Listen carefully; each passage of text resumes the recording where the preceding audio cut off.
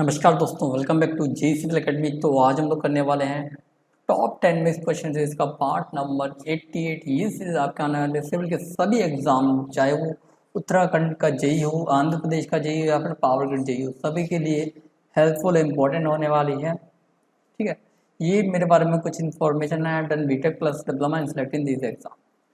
पहला क्वेश्चन देखते हैं, क्रोमेटिक अब्रेशन। पहले समझ लेते हैं अब्रेशन का मतलब क्या होता है। अब्रेशन का मतलब होता है डेविएशन ऑफ लाइट।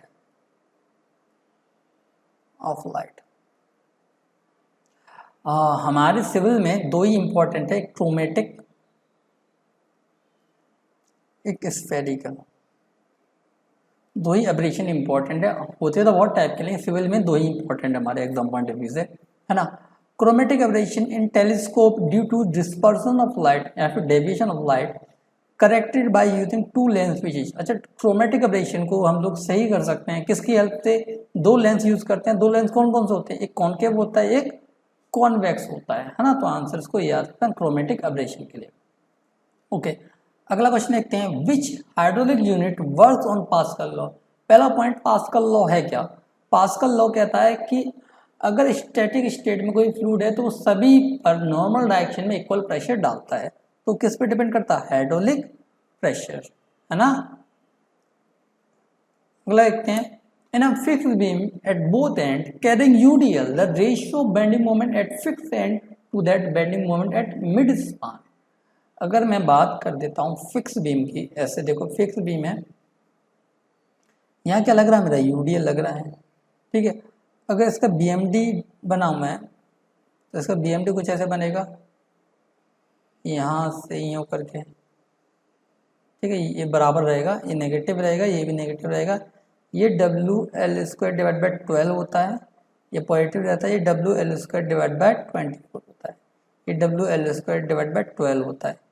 ये जो डिस्टेंस है, ये डिस्टेंस कितनी होती है? 0.211 L।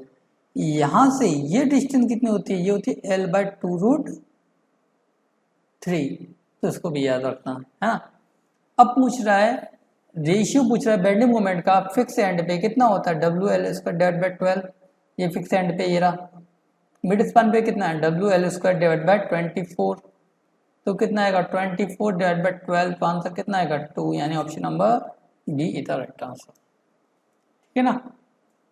अच्छा, अगला देखो, canal outlet are also called है। जो कैनाल आउटलेट है उनका दूसरा नाम क्या है? उनको बोलते हैं कैनाल मॉड्यूल्स।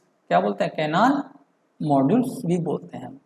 अच्छा, अगला देखो, pi is greater than 36 degree. तो उस केस में क्या बोलेंगे? No failure, punching shear failure, general shear failure या फिर लोकल शेयर फेलियर।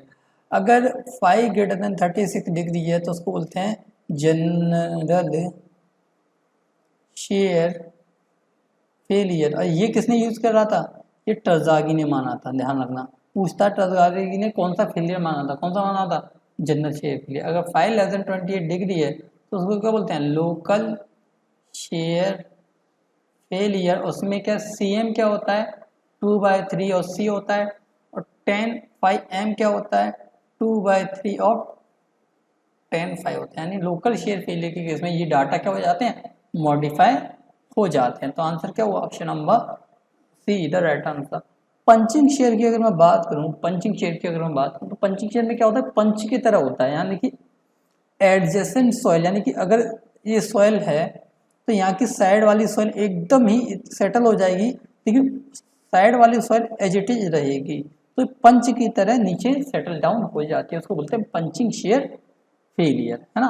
चलो, अगला देखो, the rail section is designated by, यानी डेजिग्नेट यानी किसी को किसी के नाम से बुलाते हैं ना, उसी को बोलते हैं डेजिग्नेशन, ठीक है। कि किसी को पोस्ट से बुला रहे हैं। तो जो रेल का सेक्शन है उसकी डेजिग्नेशन कैसी होती है?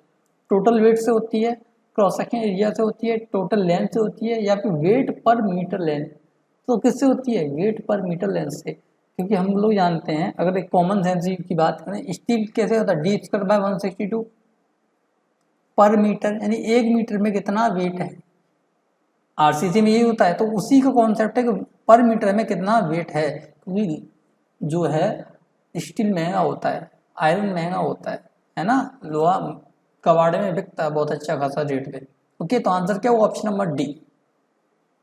ओके अगला देखो, in Los Angeles abrasion test dia of steel ball, तो लॉस एब्रेशन टेस्ट होता है उसमें स्टील बॉल का डाया कितना होता है 48 mm। ये है इंपॉर्टेंट क्वेश्चन, स्टार मार्क कर लो इसको, है ना।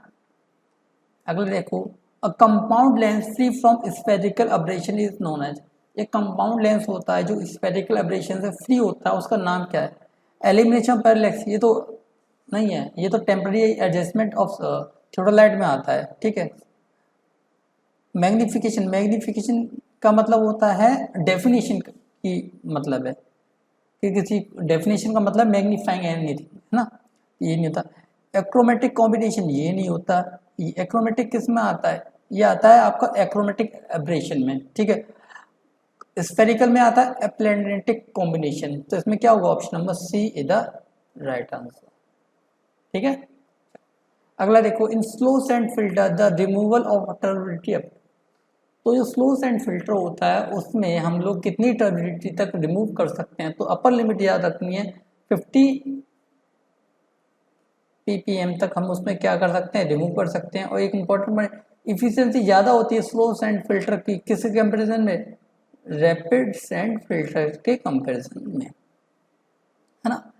अभी एसएससी मेंस में क्या है, इन दोनों के बीच में क्या पूछा गया था, डिफरेंस पूछा गया था, क्या difference between slow sand filter and rapid sand filter, है ना। अगला देखो, the length of conical bar is L and the dia of the base is D and the weight per unit volume, weight per unit volume का मतलब है unit weight, unit weight को या small W यहाँ पे माना है, ठीक है।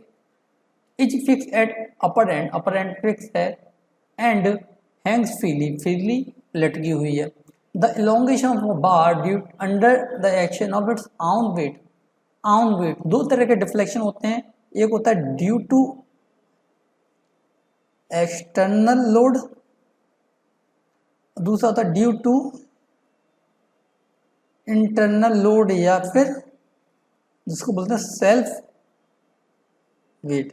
इसमें भी दो केस होते हैं, एक प्रिज्मेटिक बार का केस होता है,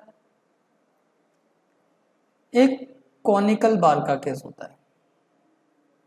प्रिज्मेटिक बार के केस में क्या होता है, प्रिज्मेटिक बार के केस में होता है gamma L square upon 2e, conical bar के केस में होता है gamma L square upon 6e। कभी कभी इनका रेशियो पूछ लिया जाता है कि 3 आता है या फिर 1/3 आता है, डिपेंड करता है किसको पहले रखा गया है। अब यहाँ पर बोला उसने कॉनिकल बार, कॉनिकल बार का फॉर्मूला क्या होता है, gamma L square upon 6e। 6 किस में आ रहा है, इसमें आ रहा है, गामा को क्या माना है, स्मॉल डब्ल्यू माना है, तो आंसर क्या होगा, option number C is the right answer, W L square upon 6e। वहीं प्रिज्मेटिक की बात करता तो ऑप्शन ए होता gamma L square upon 2e, है ना। अब देखते हैं क्वेश्चन का solution. In a composite section, ठीक है, या फिर सिस्टम, कंपोजिट का मतलब है दो डिफरेंट मटेरियल को जोड़ के कोई सेक्शन बनाया गया है, यानी कि एक मटेरियल ये हो गया, एक मटेरियल ये हो गया, है ना, ये 1 ये 2, है ना।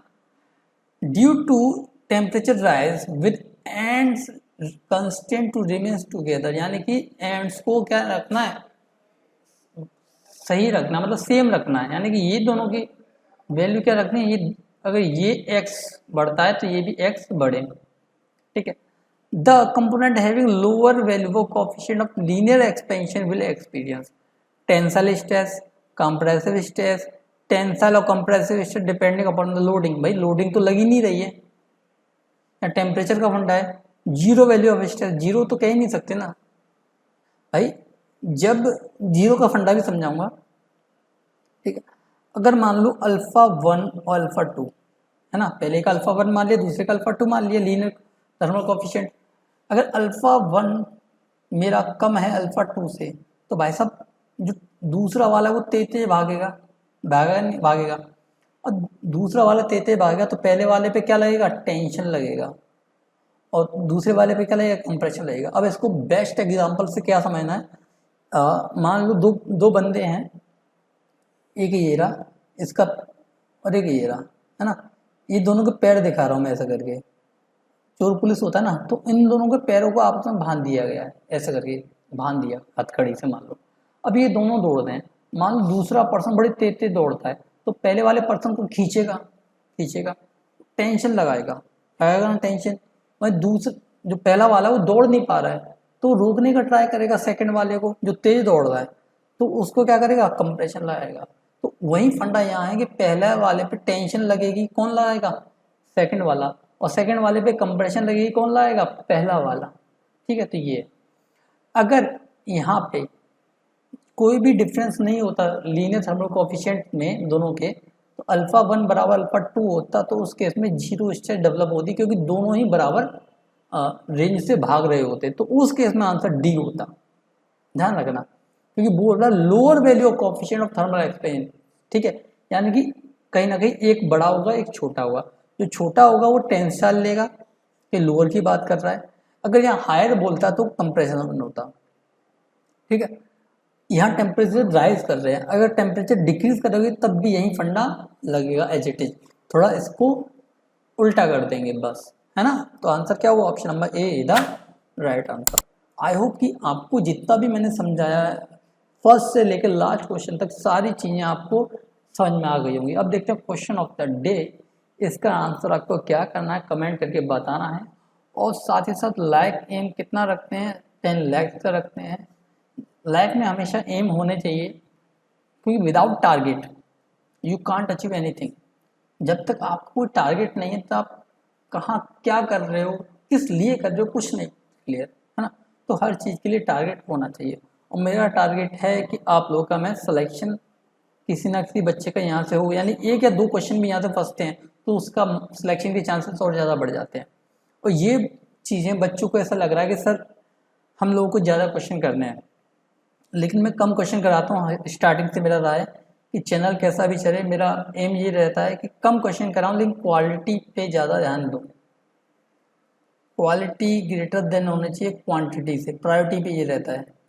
जब क्वालिटी आप में आ गई तब आप क्वांटिटी की ओर भागना, अभी क्वालिटी की ओर भागो, है ना। चीज़ों को समझो, कॉन्सेप्ट को समझो। और 10 क्वेश्चन टोटल 11 होते हैं, 10 तो रेगुलर होते हैं और एक जो पिछली वीडियो का क्वेश्चन होता है। तो टोटल 11 क्वेश्चन मैं एक वीडियो में कराता हूँ, 12वां क्वेश्चन आपको आंसर करना होता है। ये क्वेश्चन का आंसर बताना, बहुत अच्छा क्वेश्चन रखा है ये। Sewer treatment units are normally design as per, तो किस के लिए, किस मतलब maximum daily demand, average daily demand, maximum hourly demand या मैक्सिमम मिनिमम फ्लो डिमांड, किसके बेसिस पे हम लोग सीवियर ट्रीटमेंट यूनिट्स को डिजाइन करते हैं, ये कमेंट करके बताना, है ना। तो आई होप लेक्चर्स आपको अच्छे लग रहे हो, कमेंट करके बताना कि आपका कोई भी डाउट है, कोई क्वेरी है। जैसे बच्चे बताएं कि सर सब्जेक्ट वाइज आप कराइए, हाँ उसके लिए भी थोड़ा चल रही है, चीज़ें आएंगी, थोड़ा डिले होगा उसमें लेकिन आएंगी जरूर, है ना। एसएससी के एग्ज़ाम से पहले वो चीज़ें आपके लिए प्रिपेयर करके एक सॉलिड वे में दूंगा, जिससे आपको क्या रहे कि एक वीडियो में सारा क्लियर हो जाए, है ना। वन वीडियो सारा क्लियर, लेकिन ये नहीं रखूँगा मैं थ्योरी रखूँ। थ्योरी से क्या होता है, थ्योरी तो बुक में भी है, बुक भी है, मैं कराऊंगा न्यूमेरिकल, क्योंकि प्रैक्टिस से ही आप परफेक्ट बनोगे। प्रैक्टिस नहीं है, थ्योरी पढ़ा दी तो उसका कोई मतलब नहीं है। मैं कराऊंगा आपको प्रैक्टिस एसएससी के लिए, है ना। अभी प्लान हो रहा है, अब देखते हैं किस तरह चीज़ें बढ़ती हैं। अगर आपका जो एम है, जैसे चैनल अच्छा चला, ग्रोथ अच्छी हुई, जैसे 10 लाइक्स बोल रहा, लाइक्स हो गए, व्यूज़ अच्छे आ रहे हैं, क्यों चैनल ग्रो नहीं होगा तो हमारी ओर से भी कंटेंट को पंप करने में डिले हो जाएगा, जैसे पिछले 1-2 महीने में हुआ था। अभी चीज़ें हम लोग प्लान कर रहे हैं, सब अच्छा चल रहा है और आई होप कि अच्छा चले।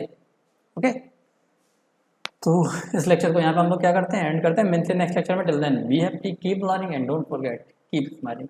ऐसे ही पढ़ते रहो, मस्त रहो, सिलेक्शन जरूर होगा, है ना।